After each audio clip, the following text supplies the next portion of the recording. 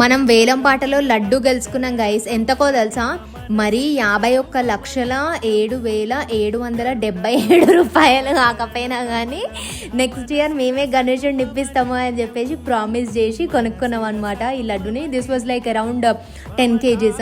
So కొంచెం అంతా ఈ రిలేటివ్స్ నేబర్స్కి అందరికి పంచినాం. మళ్ళీ దిష్టి పెడతారు వీళ్ళకి మస్తు పైసలు ఉన్నాయని చెప్పేసి అనుకుంటారని.